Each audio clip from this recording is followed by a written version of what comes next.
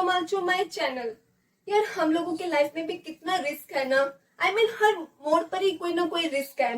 अब अगर मैं आप स्टूडेंट्स की बात करूं तो आपकी लाइफ में भी रिस्क है। जब आप एग्जाम देने जाते हो तो रिस्क तो होता है ना कि कहीं एग्जाम टफ ना आ जाए, कहीं एग्जाम आपसे छूट ना जाए, कहीं एग्जाम आउट ऑफ सिलेबस से ना आ जाए। रिस्क तो है। जब आप स्टूडेंट्स की लाइफ में इतना रिस्क है तो क्या भला एक बिजनेसमैन रिस्क से बच सकता है? बिल्कुल भी नहीं। तो आज इस वीडियो में हम यही पढ़ेंगे बिजनेस रिस्क। बिजनेस रिस्क क्या होता है? The possibility of loss, loss होने की संभावना, और जितना प्रॉफिट आपने सोचा था अगर आपको उससे कम प्रॉफिट हो रहा है तो ये क्या एक बिजनेस रिस्क है। फॉर एग्जाम्पल ये एक बिजनेसमैन है, ये है पिंकू, ठीक है।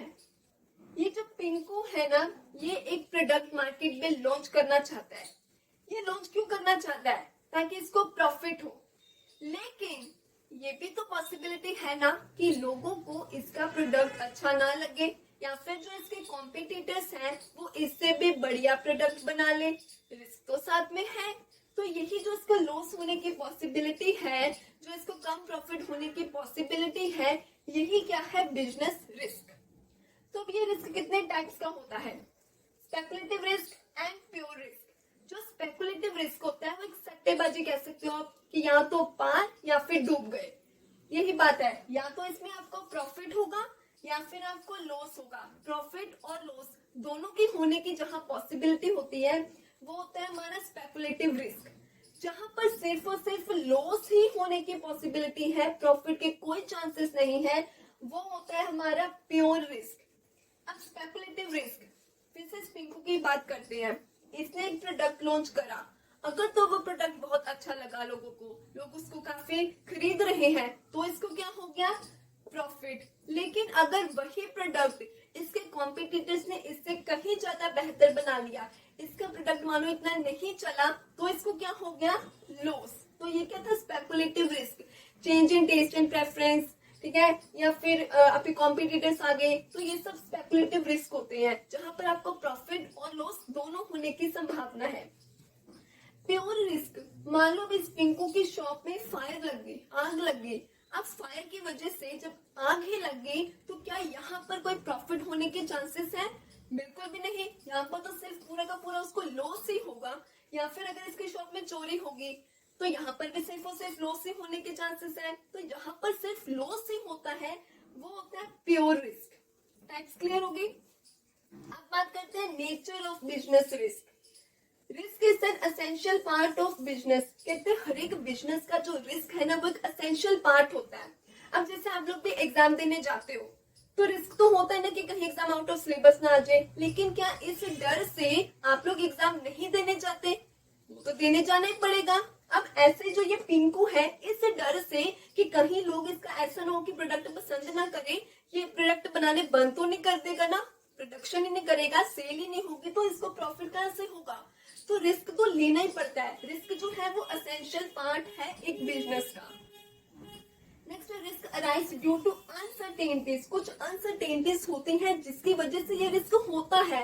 अब वो अनसर्टेनिटीज कौन सी हो सकती हैं? जैसे कस्टमर्स के टेस्ट एंड प्रेफरेंस चेंज हो गया, न्यू टेक्नोलॉजीज आ गई, आप अपडेट नहीं कर पा रहे हो, आप कॉम्पिटिटर्स को बीट नहीं कर पा रहे हो, या फिर कोई नेचुरल डिजास्टर जैसे अर्थक्वेक आ गया, फ्लड आ गया, ठीक है।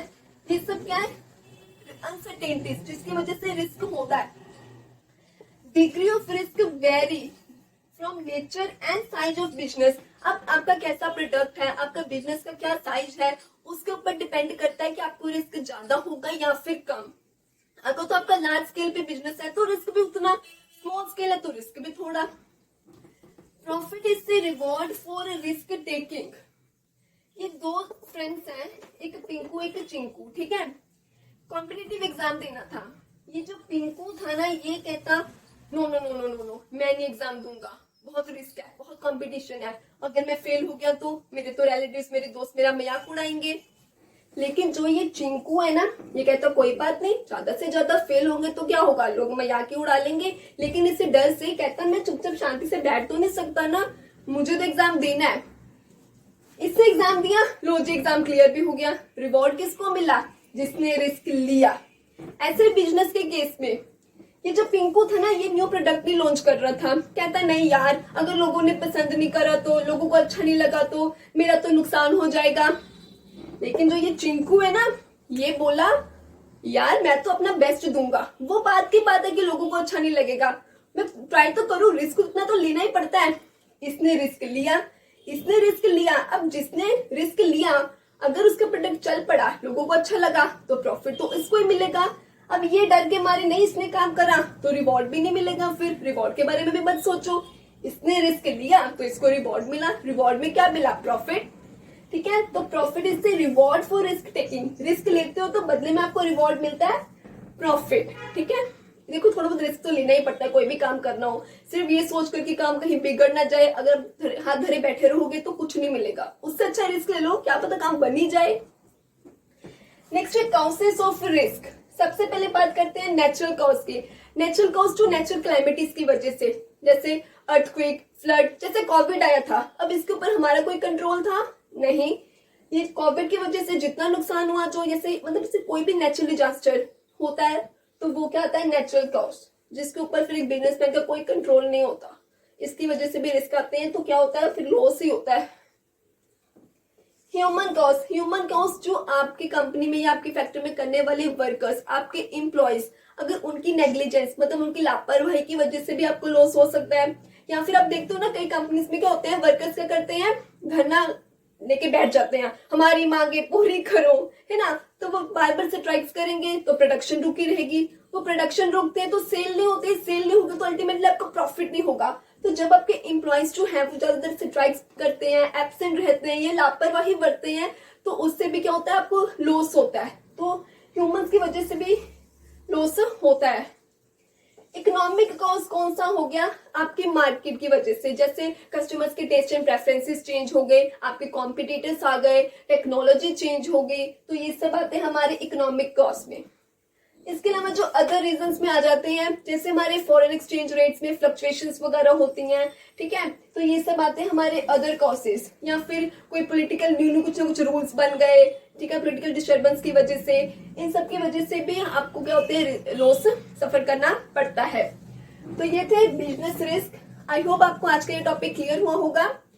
इस चैप्टर नंबर 1 की और भी बहुत सारी वीडियोस बनी हुई है, वो आपको उसका लिंक आपको डिस्क्रिप्शन में मिल जाएगा प्लेलिस्ट का। इसके अलावा हमारे चैप्टर नंबर 1 का एक ही टॉपिक रह गया, उसको हम अपकमिंग वीडियो में कवर करेंगे। तो इस वीडियो के रिगार्डिंग कोई डाउट हो तो आप उसको कमेंट सेक्शन में पूछ सकते हैं। वीडियो अच्छी लगी तो लाइक जरूर करें, अपने फ्रेंड्स के साथ भी शेयर करें, और वीडियोस देखते रहने के लिए चैनल को सब्सक्राइब करें। Thank you.